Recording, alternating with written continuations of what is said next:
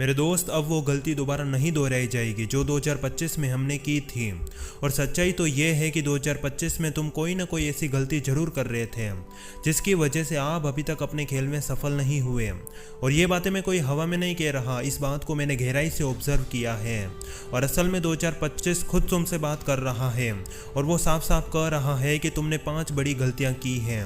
अगर 2026 में ये नहीं दोहराई गई तो तुम्हें सफल होने से कोई नहीं रोक सकता।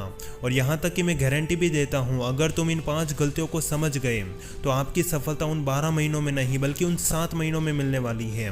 और यहाँ पर 2025 आपसे कहता है कि उन 5 गलतियों में से तुम्हारी पहली गलती यही थी कि तुमने अपना कीमती समय बेच दिया। जैसे 2025 में तुमने अपनी ज़िंदगी बर्बाद नहीं की, तुमने अपनी ज़िंदगी को ही बेच दिया।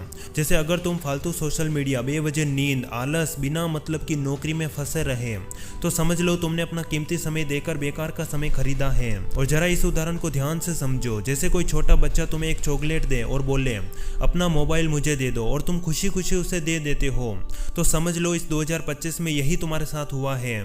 जैसे यहाँ पर तुम्हारे इंटरेस्ट को पकड़ा गया, तुम्हें वही दिखाया गया जो तुम देखना चाहते थे और इसी बात का फायदा उठाते हुए आपकी जिंदगी का समय खरीदने वाले ने आपको उस मायाजाल में फंसा दिया।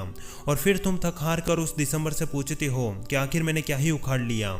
मेरे दोस्त, याद रखना, इस खेल में तुम्हारा कोई दोस्त नहीं है, दोस्त तुम्हारी हरकतों का है। तुम अपने दुख दर्द को छुपाने के लिए थोड़ी सी खुशी लेने की कोशिश करते हो, लेकिन इसके विपरीत आपका कीमती समय यहाँ वहाँ बर्बाद हो जाता है। और सच्चाई तो यह है कि आपकी सफलता आपसे सिर्फ अपनी ज़िंदगी में से थोड़े से मेहनत का समय मांगती है। लेकिन कोई बात नहीं, अब जो हो गया उसे याद करने से क्या फ़ायदा। लेकिन अब ध्यान रखना, 2026 में यह गलती अब दोबारा नहीं दोहराई जाएगी, इसलिए अब से अपने हर समय का हिसाब जरूर रखना। दूसरी गलती, समय और स्थान का गलत होना। जैसे मान लेते हैं कि तुम्हारा लक्ष्य क्लियर है, मेहनत हद पार है, डिसिप्लिन भी है, लेकिन सवाल फिर वही है कि आखिर तुमने क्या ही उखाड़ लिया। जैसे अगर तुम ऐसी जगह बैठे हो जहां शोर है, डिस्ट्रैक्शन है और फोकस नहीं बनता, तो मेरे दोस्त तुम्हें समझ लेना चाहिए कि तुम्हारा स्थान गलत है। जैसे तुम्हें अपने काम के लिए ऐसा स्थान चाहिए जहां सिर्फ तुम और तुम्हारा लक्ष्य हो। और यही नियम समय पर भी लागू होता है। जैसे अगर तुम्हारा काम सुबह 10 बजे नहीं बनता लेकिन रात की 10 बजे बन जाता है, तो यहाँ पर फ़र्क मेहनत का नहीं, फ़र्क आपके समय का है। जैसे इस बात को और गहराई से समझो। जैसे तुम अपने काम को ऐसे समय में करते हो जहाँ पर तुम्हें आलस और नींद आती है और फिर तुम 2025 को दोष देते हो कि मेरा समय खराब चला गया, जबकि असल में आपके काम का स्थान और समय का चयन सही नहीं था। और यदि इस बात को आप 2026 में ध्यान में रखते हो तो यकीन मानो सफलता की ओर बढ़ने का ये आपका सही निर्णय होगा। तीसरी गलती, लक्ष्य सही है लेकिन रास्ता गलत है। जैसे यहाँ पर आपकी मंजिल तो सही है लेकिन आप गलत ट्रेन में बैठ चुके हो। जैसे किसी ने बहुत सही कहा है कि रास्ते बदलो, इरादे नहीं। जैसे तुम इस 2025 में अपनी जिद पर अड़े रहे कि मैं इसी रास्ते पर चलूंगा, लेकिन असल में तुम उस रास्ते पर चल रहे थे जो कभी खत्म नहीं होने वाला था। यानी आपकी मंजिल तो आपके पीछे थी लेकिन आप गलत डायरेक्शन में मेहनत कर रहे थे। जैसे तुम सही रास्ते पर चल रहे हो या नहीं, इस बात का पता लगाने के लिए एक पेपर पर अपनी मंजिल लिखो और तुम उसे पाने के लिए कौन सी गतिविधियां कर रहे हो वो लिखो। और खुद से सवाल पूछो कि जो मैं हरकतें करके आगे बढ़ रहा हूँ, क्या भीड़ में चलने वाले वो 100 लोग भी वही हरकतें कर रहे हैं। अगर जवाब हाँ आए तो यहाँ पर रास्ते बदलो लेकिन इरादे नहीं। जैसे कोई मेकअप करते हुए डांस कर रहा है तो वो उस भीड़ से अलग दिख रहा है। और यही बात ये जिंदगी आपको समझाना चाहती है। चौथी गलती, अपनी परिस्थितियों को इग्नोर मत करो। जैसे 2025 में मैंने देखा है उन लोगों को जो ये कहते हैं कि अगर मेरी परिस्थितियां सही होती तो मैं सफल हो जाता, जबकि सच्चाई तो ये है कि असफल लोग ही बहाने बनाते हैं, सफल लोग अपनी परिस्थितियों को साथ में लेकर चलते हैं।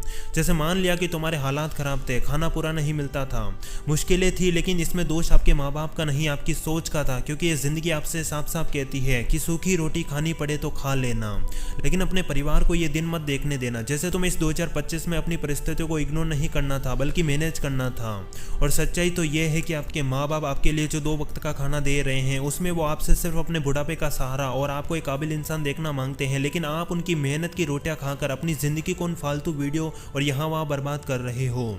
जबकि इस 2025 में तुम्हें अपने परिवार की कंडीशन को ध्यान में रखते हुए अपनी परिस्थितियों को साथ में लेकर चलना है। और यदि तुम ऐसा करते हो तो यहाँ पर अंतिम और 5वीं गलती आपसे कहती है कि खुद को दोष देना बंद करो। जैसे दिसंबर आते ही तुम खुद को दोष देने लगते हो कि आखिर मैंने अपनी जिंदगी में क्या ही कर लिया, जबकि तुम ये भूल जाते हो कि तुमने इस 2025 में कितना अनुभव प्राप्त किया, तुम अंदर से कितने मजबूत बने, कितने बदल गए। और यहाँ तक कि तुम 1 जनवरी 2025 को पहले कैसे थे उससे अब कहीं गुना बेहतर हो।